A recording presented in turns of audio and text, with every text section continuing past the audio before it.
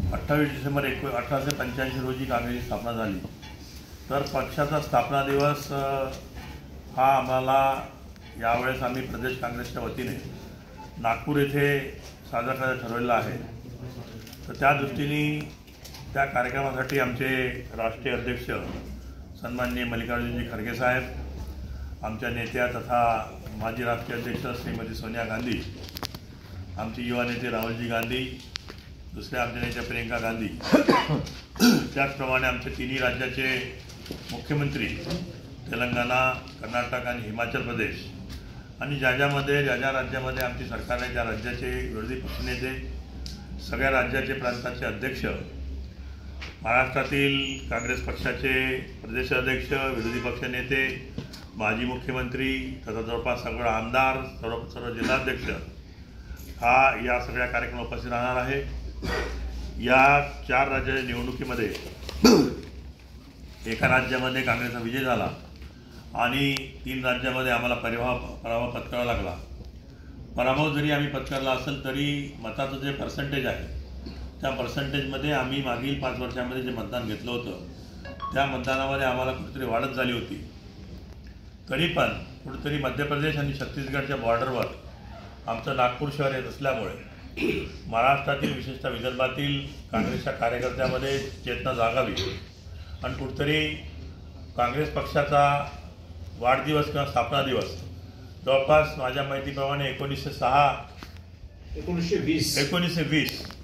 1920 रोजी नागपूरला झाला होता। मध्यंतरी स्थापना दिवसाची स्थापना कार्यक्रम झाला होता। त्यानंतर 1956 साली पंडित जवाहरलाल नेहरू प्रधानमंत्री असताना त्यावेळेस एक काँग्रेस अधिवेशन झालं होतं। त्या अधिवेशनामध्ये लता मंगेशकर स्वतः आल्या होत्या आणि लता मंगेशकरला थोडा मापच्या समोर टमाटे वगैरे फेकण्याचा कार्यक्रम झाला। नंतर लता मंगेशकर शपथ घेतली होती मी नागपूरला कधी येणार नाही, पण नंतर त्या एकदा NKV साळवेच्या कार्यक्रम आल्या होत्या। हे 2 मोठे कार्यक्रम झाले आमचे काँग्रेसचे। त्यानंतर हा तिसरा एक मोठा कार्यक्रम जो स्थापना दिवस आहे। पक्षाची स्थापना मुंबईच्या आगस्ट क्रांती मैदानावर 28 डिसेंबर 1885 झाली होती। तर तो दिवस साजरा करण्याच्या दृष्टिकोनातून आम्ही हा कार्यक्रम आयोजित केलेला आहे। आम्ही आमचे विरोधी पक्षनेते, आमच्या आमदार प्रतिभाताई, शहर काँग्रेसचे अध्यक्ष, सर्व आमचे काँग्रेसचे कार्यकर्ते, तालुका अध्यक्ष आणि सर्व फ्रंटल ऑर्गनायझेशनचे अध्यक्ष, महिला अध्यक्ष यांच्या सोबत मिटिंग घेऊन प्रत्येक तालुक्यातून कसे कार्यकर्ते नागपूरला जातील याचं नियोजन केलं। जवळपास चंद्रपूर जिल्ह्यामधून 15 ते 20 हजार कार्यकर्ते आमचे या शिबिराला उपस्थित राहतील। काँग्रेस पक्षाच्या 138व्या स्थापना दिवसासाठी आयोजित केली होती आणि जिल्ह्यातून सांगितल्याप्रमाणे सर्व लोक आता त्या ठिकाणी सर्व पदाधिकारी कार्यकर्ते उपस्थित होते। त्याचं नियोजन आजच्या नियोजनाची बैठक होती।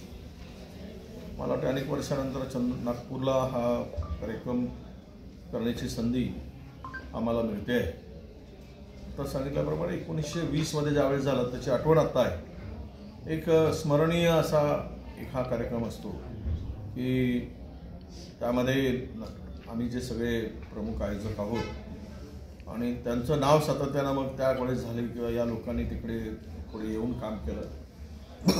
नोंद सगळ्यांच्या त्यात असते। 100 वर्ष झाल्यानंतर आज तर 138 वर्ष काँग्रेस पक्षाला स्थापन होऊन झाली। 138 वर्षाचा इतिहास हा सत्तेचा भाग सोडला तरी देशाच्या स्वातंत्र्यापासूनचा इतिहास काँग्रेसशी जोडला गेला आहे। मुळात या शून्यापासून विश्व निर्माण व्हावं अशी एकूण काँग्रेसची वाटचाल या 138 वर्षामध्ये काँग्रेसची राहिलेली आहे।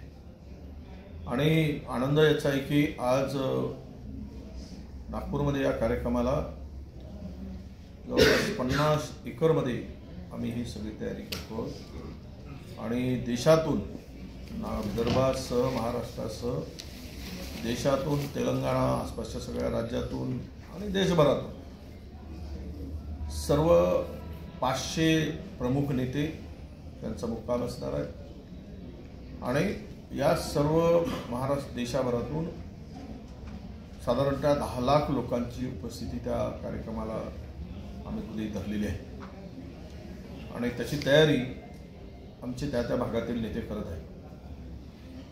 मुळात विषय लक्षात आपण घेतला पाहिजे. आपल्या लक्षात आणलं पाहिजे की विदर्भच का निवडला, तर विदर्भ हा अगदी आपल्या सगळ्यांना माहिती आहे की इंडियाचा सेंटर आहे. भारताचा सेंटर म्हणून ज्याला 0 माईल असं म्हणतात की ते एक आहे. आणि आजच्या परिस्थितीमध्ये नागपुरात कार्यक्रम घेत असताना जे हुकुमशाही पद्धतीनं, ज्या पद्धतीनं आता 141 खासदारांचं निलंबन झालं, ज्या पद्धतीनं देश चालवला जातो, त्यामध्ये बाबासाहेबांच्या या दीक्षाभूमीवर किंवा ज्या बाबासाहेबांनी आम्हाला संविधानाच्या रूपाने कवच लोकशाहीसाठी दिलेलं आहे, या देशातील माणसासाठी एक सुरक्षा कवच म्हणून जे संविधान परमपूज्य डॉक्टर बाबासाहेब आंबेडकरांनी दिलं. आणि त्यांच्या या खरं म्हणजे आम्ही कर्मभूमी असं म्हणू की जिथे दीक्षाभूमीच्या मध्ये अजूनही बाबासाहेबांच्या अस्थी, त्यांचं दर्शन आणि त्या पवित्र भूमीचं दर्शन करू या निवडणुकीच्या येणाऱ्या समोरच जावं पुढच्या याने लोकसभेच्या, हा त्या दृष्टीने माणूस आहे. ज्या महामानवाने जगातील सुंदर अशी घटना दिली आणि ज्यामुळे लोकशाहीवर अजूनही पकड या देशातील सामान्य माणसाला 290% आहे, हा त्यामागचा उद्देश आहे.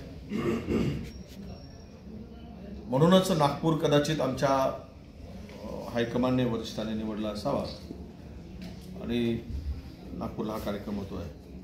हा कार्यक्रम इतर आमचे CWC किंवा इतर बैठका वगैरे त्या पक्षाच्या स्तरावर होतील, पण हा मुख्य कार्यक्रम हा साधारणतः 1:30 वाजता होणार आहे. जागेचा 2-3 ग्राउंड आहे, ते पाहिलेले सगळे चालले. आज मला वाटतं की सभेचं स्थळ ठरवलं जाईल आणि ती जागा पण निश्चित केली जाईल. कालच निश्चित होणार होती. अधिवेशनामध्ये आम्ही सगळे व्यस्त होतो. रात्री 9 वाजतापर्यंत अधिवेशन काल चालला आणि काल समाप्त झाला.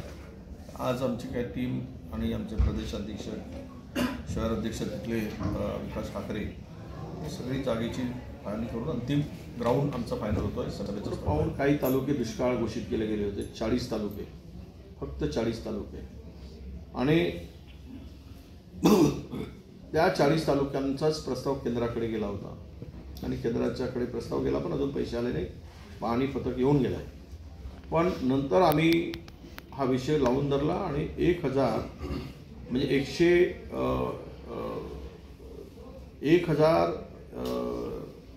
1091 मंडळ त्यानंतर घोषित केलेत. म्हणजे साधारणतः त्यानंतरचे 141 तालुके नव्यानं त्यांना दुष्काळ घोषित करावा लागला, दुष्काळ सदृश्य परिस्थिती घोषित करावं लागलं. आणि त्याच्यासाठी सुद्धा जो NDRFचे निकष आहेत त्यामध्ये बसत नाही, कारण अर्ली ड्रॉटची जी कमिटी आहे, त्याची उपसमिती आहे, त्याची बैठक वेळेवर घेतला नसल्यामुळे आणि केंद्राला प्रस्ताव न पाठवल्यामुळे या तालुक्यांना केंद्र सरकार मदत करणार नाही.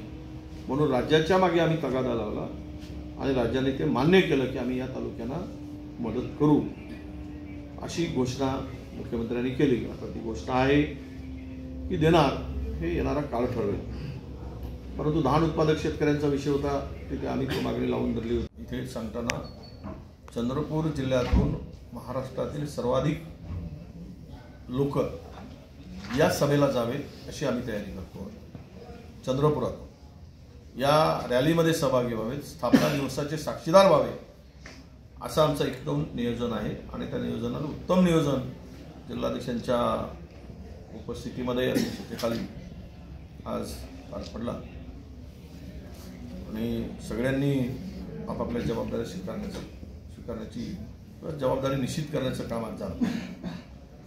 मी अधिवेशन काल संपला, 10 दिवसाचं अधिवेशन होतं. आम्ही काही आमच्या नेत्याला, आमच्या मागणीला काही यशही आलं.